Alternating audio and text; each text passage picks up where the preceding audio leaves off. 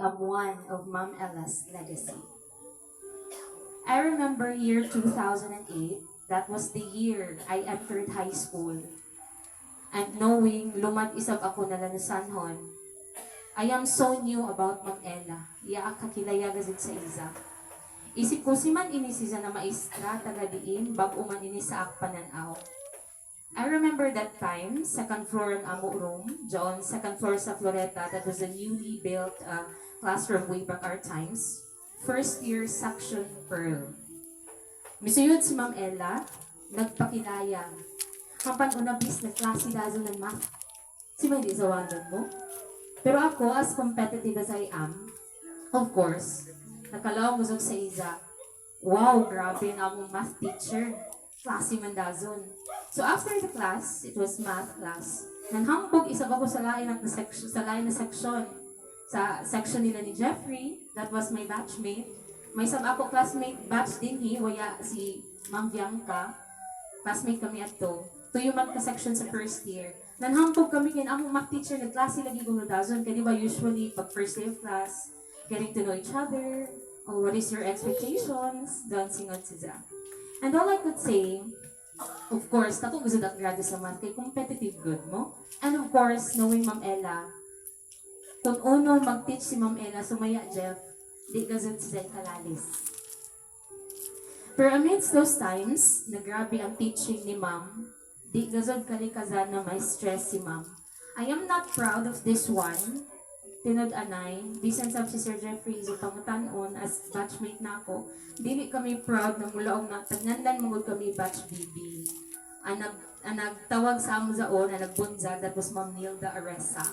Batch BB is not batch bulog-bulog, but batch bungoy-bungoy, taglangan. Kay uno batch bungoy-bungoy zaon, pulya buzag. You know what, Ma'am Ella was our advisor twice in a row.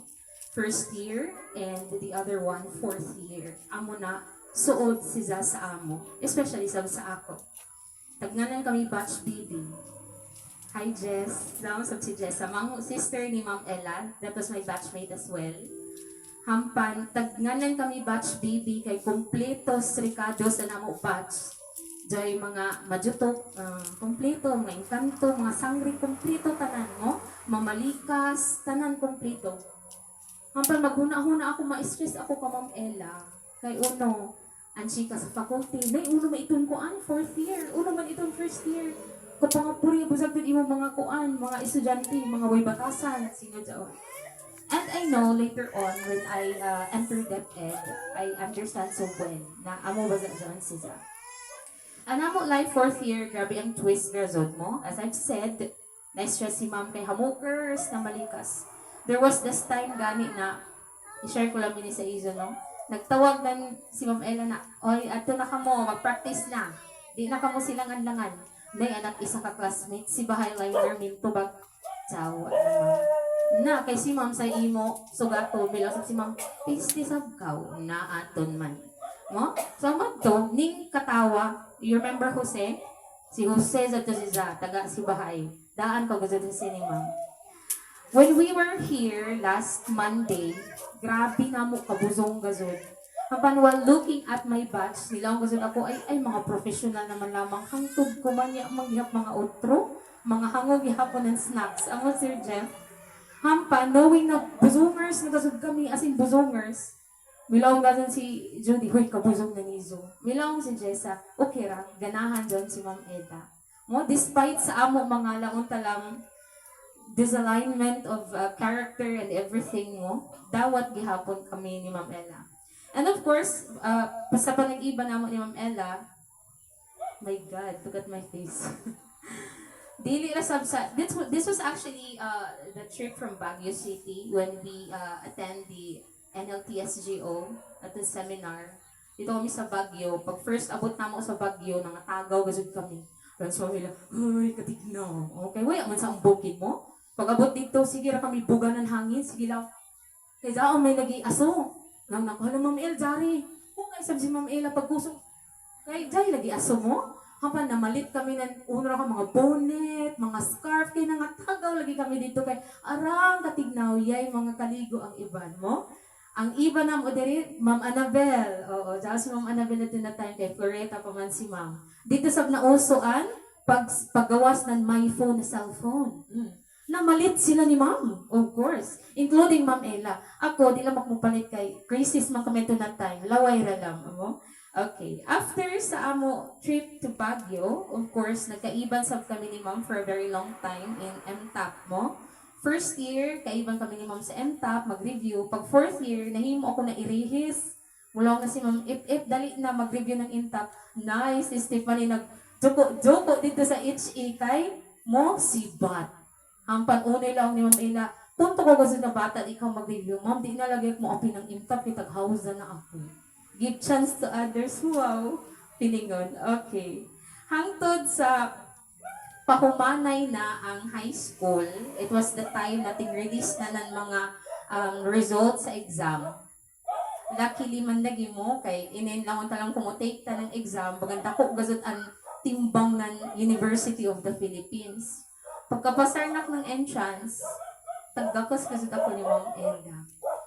Pero, tag-abrihan na nizan ako subri. Yan na sa makahuyat na ako'y mag-abri. Paghatag niya sa ako, open na. Alam ko, Ma'am El, tag-abrihan ko na. Sorry, gazod. O, taga ko sa kniza. Haban, apa to siya. Tag-congrats ako ni Ma'am. And after that time,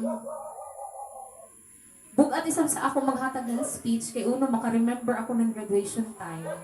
Kay when I had my speech during graduation, that was the time isang na napatay na ako, Papa. And that was the time Ma'am Ella was my deepest and most passionate advisor. Ya pa ako kapanik ng stage dito kay sa plaza man nagitagihad ang graduation. Asa pa ako sangat sa stage, si Ma'am Ella naguba na yung naghaza na. Matod pa ni Ma'am Taling Tagay, ang dami ng tubig, iba si Mapayong si Stephanie. Labian. Amat to siya. And of course, di ko sa makalimtan si Ma'am Ella. Kaya uno, pero may magsungyog-sungyog sa ako sa una. Pero maglalaang, istoryahan na ba? Kay siging pangulit da ako. Ay, gazod mo.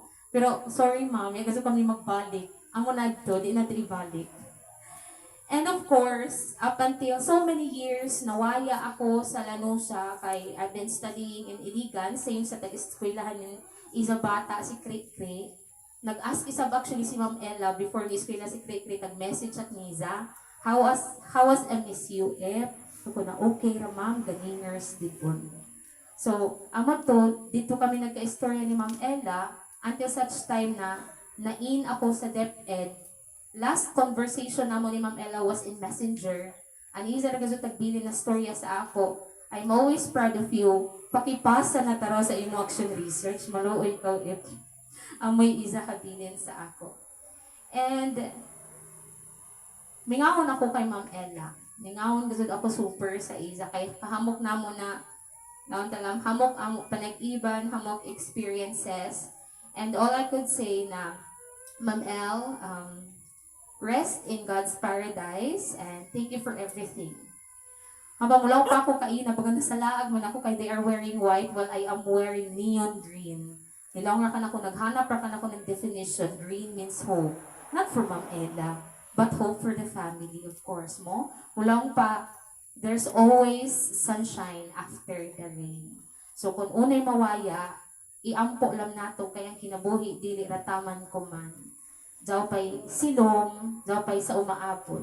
So, sa pagkawaya ni Ma'am Ella, to her husband, and of course, to Krik-Krik as the eldest, always praying sab na, despite sa loss, magpabilin unta ka mo na strong and brave, especially to Krik-Krik, just like me. I've been there, felt that. Stay brave, Krik, and kung uno man ang pangandan ni Ma'am Ella sa imo, go for it. Thank you.